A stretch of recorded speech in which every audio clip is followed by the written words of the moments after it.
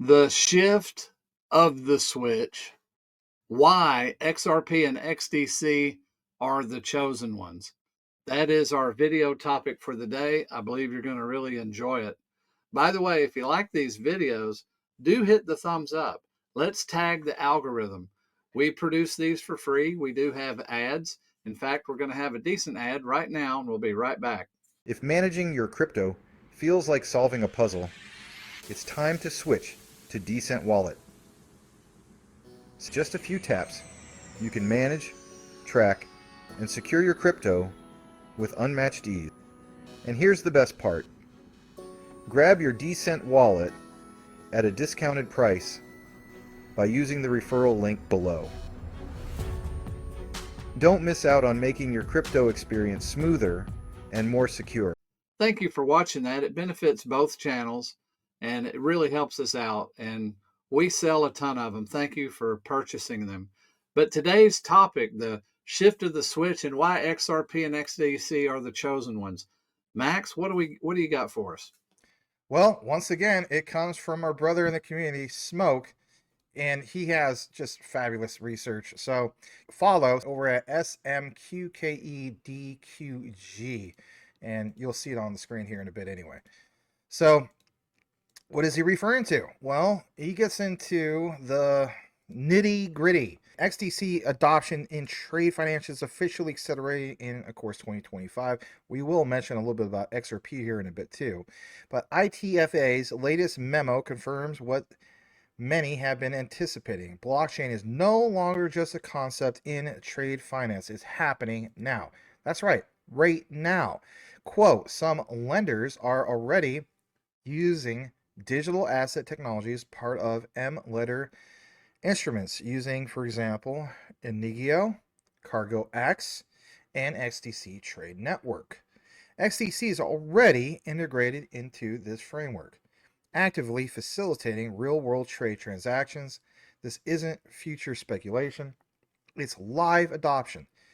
Well, in 2025, usage will only expand as institutions move toward digital negotiable instruments, which is referred to as DNI, and on-chain payments to streamline trade settlement.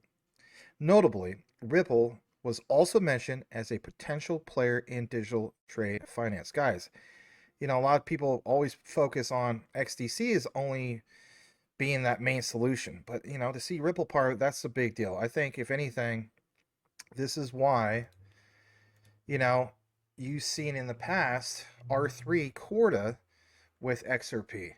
And then, of course, you saw that shift, no pun intended, lately within the last few years with R3 Corda bridge to XDC. So just want to point that out. Getting further into this from Smoke, he goes on to mention that this reveals growing institutional interest in blockchain-based payments for global trade. And yes, XDC and XRP emerging as key networks in this shift. This is why in the title we have the title of the shift of the switch, not the flip of the switch. So just in case you didn't catch that. All right, a little bit more about this from Smoke. He goes on to mention the timing of this memo is January 2025 is absolutely critical. It's not discussing the possibilities years down the road, but regulators, banks, and fintech leaders are integrating blockchain into trade finance right now. That's key. All right, Smoke's key highlights for you guys. Let's blow this up. He cites International Trade and Forfeiting Association, aka ITFA. It's this whole thing of fintech's committee's top priorities for just that 2025 January report. Then he goes on to mention in the highlight, the committee's agenda for 2025 will see it continue to support early adopters, encouraging interoperability and scalability of technology and connect fintech's activities, with other areas of ITFA's work in education and advocacy. As we get further down into the bottom part area, these are the committee's top 4 priorities coming in this year. Number 1, supporting digital negotiable instruments the DNI uptake. Number 2, developing the new financial crime compliance initiative.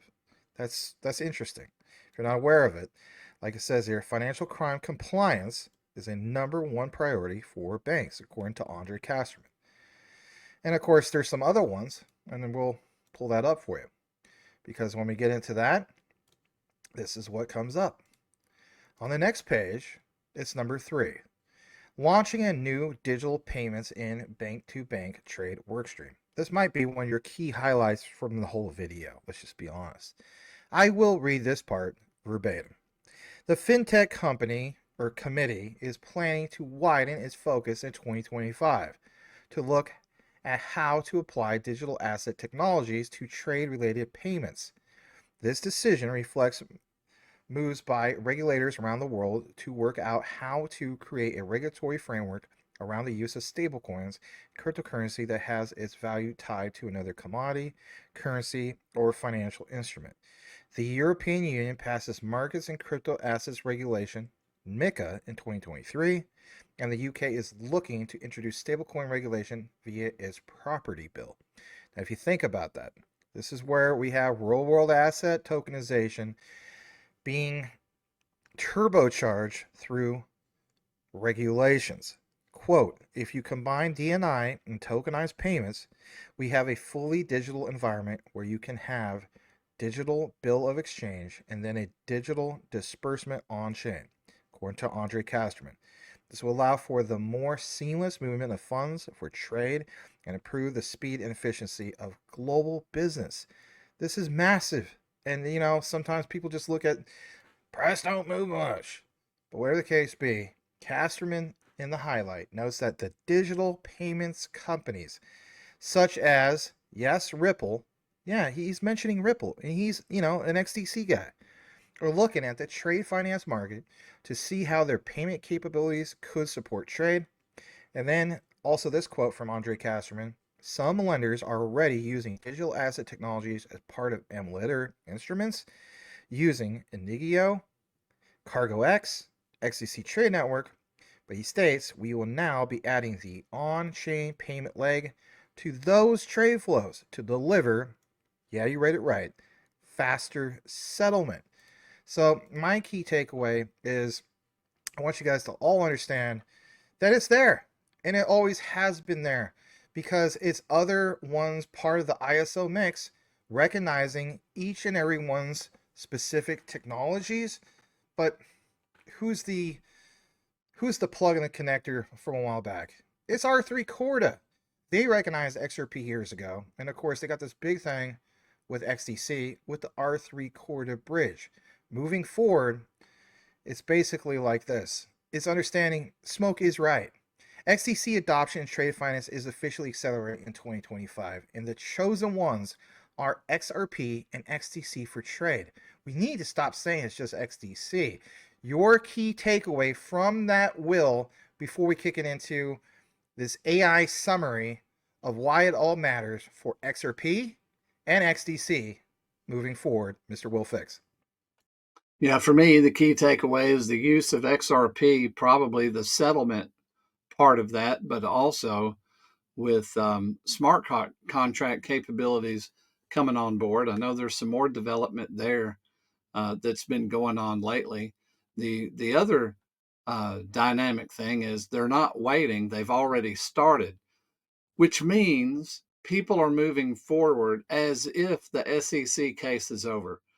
There's just been enough information come out from the SEC acknowledging ETFs and acknowledging, ETPs and other things that people can tell already that the path forward is going to be cleared by the SEC. So they're not afraid to move forward.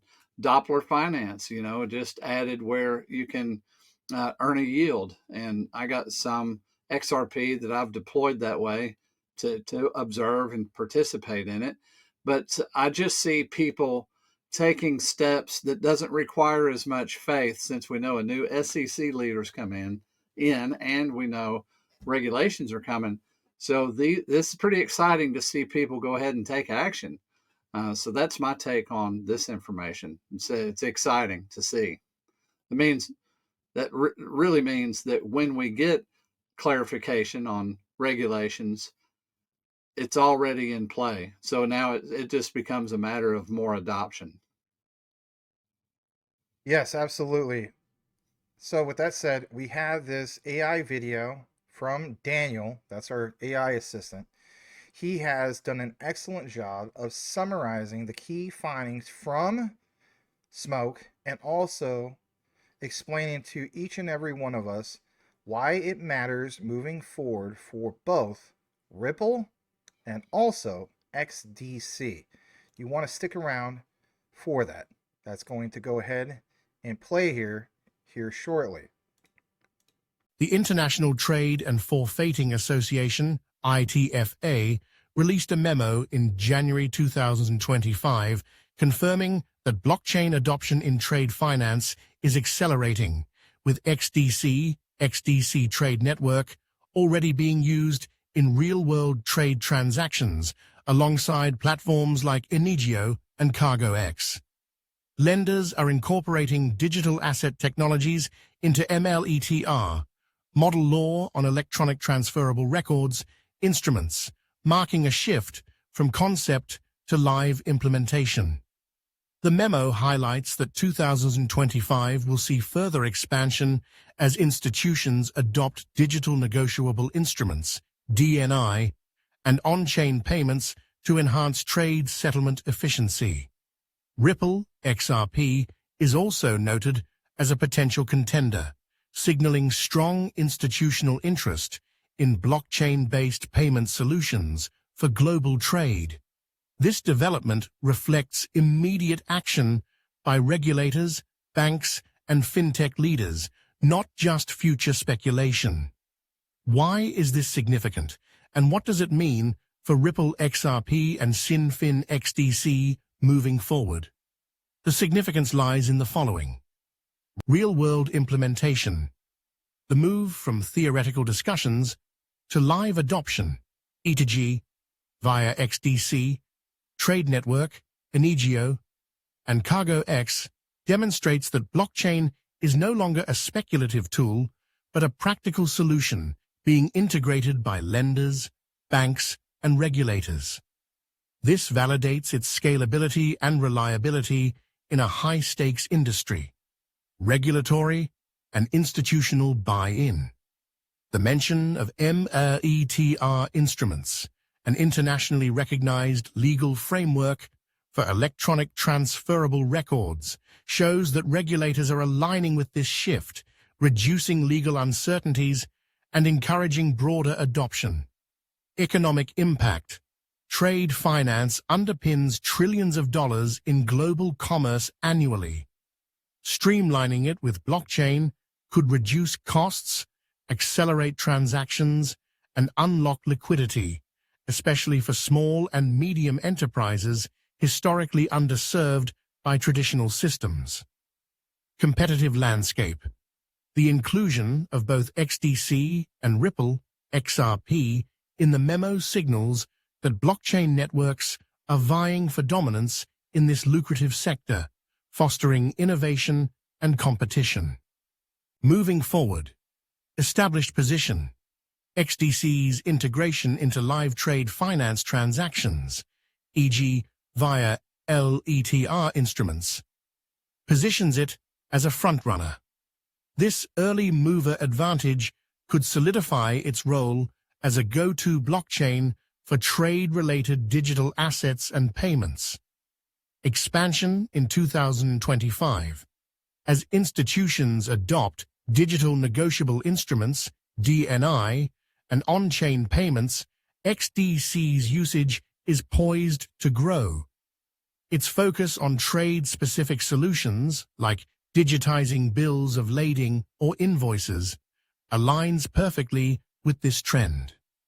Institutional partnerships. Continued collaboration with platforms like Inigio and CargoX, alongside banks and fintechs, could expand XDC's ecosystem, increasing the demand for XDC tokens used for transaction fees and smart contracts. Market impact. If adoption scales, XDC's value proposition, low-cost, efficient trade finance, could drive token value appreciation, though this depends on broader market dynamics and regulatory developments. Moving forward, emerging player. Unlike XDC, Ripple's role in trade finance is described as potential, indicating it's not yet as entrenched in this specific use case. However, its inclusion in the memo reflects growing interest from institutions in leveraging XRP for trade-related payments. Complementary strengths. Ripple's expertise in cross-border settlements, e.g. via RippleNet, could complement trade finance by facilitating instant cost-effective payouts once trade transactions are settled on-chain. This could position XRP as a bridge currency between trade ecosystems. Competition with XDC. XRP may compete with XDC for institutional adoption, but their focuses differ. XDC targets trade finance workflows, while XRP excels in payment finality. Partnerships or interoperability between the two could emerge as a win-win scenario. Market impact. Ripple's expansion into trade finance could boost XRP's utility and adoption, particularly if it secures major banking clients. However, its success hinges on overcoming regulatory hurdles, e.g., ongoing SEC litigation clarity as of early 2025, and proving its edge in this new domain. Broader outlook, synergy, or rivalry. XDC and XRP could either carve out distinct niches, XDC for trade documentation and workflows, XRP for payments, or compete head-on as all-in-one solutions. Interoperability between blockchains may become key as the industry matures. Adoption catalyst. The ITFA memo's timing, January 2025, and the focus on right-now adoption suggest a tipping point. If 2025 sees significant uptake, both networks could see increased transaction volumes and token demand. Global trade transformation. Beyond XDC and XRP, this shift signals a broader blockchain takeover in trade finance, potentially drawing in competitors like Ethereum, Corda, or others, though XDC and XRP are currently highlighted as leaders. In summary, XDC is ahead in trade finance adoption with a clear use case and live implementations, while Ripple's XRP has strong potential to expand from payments into this space. Their trajectories in 2025 will depend on execution, partnerships, and how effectively they capitalize on this blockchain-driven transformation of global trade. All right, Will, so with that said, I think Daniel, our AI assistant, absolutely knocked it out of the park, but I want to get your closing thoughts, sir. I think it's important. One of the things it talked about was digital negotiated instruments. And just to brief everybody on the difference, smart contracts are code-based automation tools, and a digital negotiated instrument is a digital representation of a legal financial instrument. Another difference is smart contracts execute on predefined rules automatically, and a digital negotiated instrument represents and transfer monetary value or obligation and triggered by a predetermined set of rules there. They're also transferable. So it's like a ticket of an agreement, that can be transferred to other people, which lends themselves to be used as a debt or credit instrument at the same time. So just wanted to bear that out because it can be confusing with all these names that sound like sounds like it's all smart contracts, but it's not. And the fact that they're stepping forward with those, pretty cool stuff, man. I like to see it because it's just greasing the wheels for that day and time when regulations are passed. Well said, brother. Thank you guys so much for sticking around to the end of the outline. And with that said, do us a solid if you listen to the entire outline and type this into the comments, these two key words, chosen ones, and we'll know that you listened to the entire outline. As the saying goes, know what you have, know why you hold it. The research trumps flood 110%. On behalf of myself and Mr. Will Fix, thanks for tuning in. We'll see you on the next one.